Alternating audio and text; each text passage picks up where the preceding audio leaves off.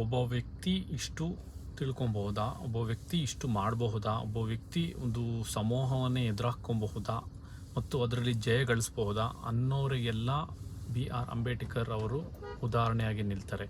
ಯಾಕೆ ಅಂತ ಹೇಳಿದ್ರೆ, ಒಂದು ಸಮಾಜದ ಒಳಿತಿಗಾಗಿ ಪ್ರತಿ ಒಬ್ಬ ಜನರ ಒಂದು ಸಮಾನತೆಗಾಗಿ ತನ್ನ ಇಡೀ ಜೀವನವನ್ನೇ ಮುಡುಪಾಗಿಟ್ಟಂಥವರು ಮತ್ತು ಸಾಕಷ್ಟು ವಿದ್ಯೆಯನ್ನು ಪಡೆದಂಥವ್ರು. ನಾವಿವತ್ತು ಒಂದು ಡಬಲ್ ಡಿಗ್ರಿ ಮಾಡಿಬಿಟ್ಟು ನಾನು ಡಬಲ್ ಡಿಗ್ರಿ ಅಂತೀವಿ.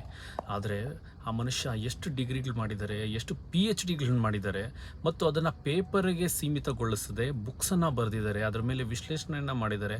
ಅವರು ಬರೆದಂತಹ ಒಂದು ರೂಪಿ ಬುಕ್ನಿಂದ ಇವತ್ತು RBI ಫಾರ್ಮ್ ಆಗಿದೆ ಅಂತ ಹೇಳಿದ್ರೆ ತಿಳ್ಕೊಳ್ಳಿ ಅವರ ಒಂದು ಮಹತ್ವತೆ ಮತ್ತು ಅವರ ಒಂದು ಪ್ರಾಮುಖ್ಯತೆ ಎಷ್ಟಿದೆ ಅಂಥೇಳಿ. ಮತ್ತು ಇವತ್ತು ನಾವೇನು ಮಾಡ್ತಾಯಿದ್ದೀರಿ, ಅವ್ರನ್ನ ಒಂದು ಸಮುದಾಯಕ್ಕೆ ಬಿಟ್ಬಿಟ್ಟು ಅವ್ರಿಗೋಸ್ಕರ ಸೀಮಿತವಾಗಿಸಿ ಮಿಕ್ಕಂಥವ್ರು ಆರಾಮಾಗಿದ್ದೀರಿ. ಇವತ್ತು ಅವರ ಜನ್ಮದಿನದಂದು ನಾವು ಅವರಿಗೆ ಕೃತಜ್ಞರಾಗಿರಬೇಕು. ಯಾಕಂದರೆ ಅವರು ನಮಗೆ ಬಿಟ್ಟೋಗಿರ್ತಕ್ಕಂತಹ ಈ ಒಂದು ಇನ್ಸ್ಪಿರೇಷನನ್ನು, ಸೊ ನಾವು ಎಷ್ಟು ಯುವ ಜನತೆ ಇನ್ಸ್ಪೈರ್ಡ್ ಆಗಬೇಕು ಮತ್ತು ಅವರ ಒಂದು ಕಾರ್ಯಗಳನ್ನು ನಾವು ಮುಂದುವರಿಸ್ಕೊಂಡು ಹೋಗಬೇಕು. ಅವರ ಒಂದು ವ್ಯಕ್ತಿತ್ವ ಇಡೀ ಸಮೂಹಕ್ಕೆ, ಇಡೀ ಮನುಷ್ಯ ಕುಲಕ್ಕೆ ಬೇಕಾಗಿರ್ತಕ್ಕಂಥದ್ದು. ಯಾವ ಒಂದು ಸಮುದಾಯಕ್ಕೋ ಇಲ್ಲ ಯಾವುದೋ ಒಂದು ಜನತೆಗೋ ಅಲ್ಲ. ಯಾಕಂದರೆ ಅವರು ಇಡೀ ಸಮಾಜದ ಒಳಿತಿಗಾಗಿ ದುಡಿದಿದ್ದಾರೆ.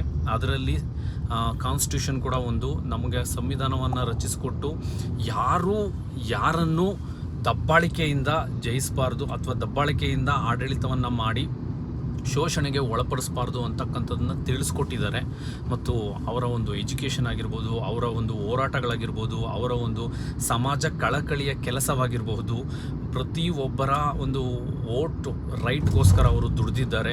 ಪ್ರತಿಯೊಬ್ಬರಿಗೂ ಓಟನ್ನು ಹಾಕಬೇಕು, ಅದು ಎಲ್ಲರ ಸಮಾನತೆ ಆಗಿರಬೇಕು, ಪ್ರತಿಯೊಬ್ಬರಿಗೂ ಹಕ್ಕು ದೊರಿಬೇಕು ಅಂತಕ್ಕಂಥದ್ದು. ಮಹಿಳೆಯರ ಸಮಾನತೆಗಾಗಿ ಹೋರಾಡಿದ್ದಾರೆ. ಅಂಥ ವ್ಯಕ್ತಿನ ನಾವು ಯಾವುದೋ ಒಂದು ಸಮುದಾಯಕ್ಕೆ ಒಳಪಡಿಸಿ ಅವರನ್ನು ಮೂಲೆ ಗುಂಪಾಗಿ ಮಾಡ್ತಿದ್ದೀವಿ ಅಂತ ಹೇಳಿದ್ರೆ ಅದು ಬಹಳ ಅನ್ಯಾಯ, ಅದು ಶೋಷಣೀಯ. ಅವರು ಏನಕ್ಕಾಗಿ ದುಡಿದ್ರೋ, ಏನಕ್ಕಾಗಿ ಹೋರಾಡಿದ್ರೋ ಅದನ್ನೇ ನಾವು ಅವರ ವಿರುದ್ಧವಾಗಿ ಇವತ್ತು ಮಾಡ್ತಾಯಿದ್ದೀವಿ. ದಯವಿಟ್ಟು ಬೇಡ. ಪ್ರತಿಯೊಬ್ಬರೂ ಅವರ ದಿನಾಚರಣೆಯನ್ನು ಆಚರಿಸಬೇಕು, ಅವರ ಒಂದು ಕೆಲಸಗಳನ್ನು ಸ್ಮರಿಸಬೇಕು. ಅದನ್ನು ನಾವು ನಮ್ಮ ಒಂದು ಜೀವನದಲ್ಲಿ, ವ್ಯಕ್ತಿತ್ವದಲ್ಲಿ ಅಳವಡಿಸ್ಕೊಬೇಕು ಅನ್ನೋದು ನನ್ನ ಒಂದು ಆಶಯ.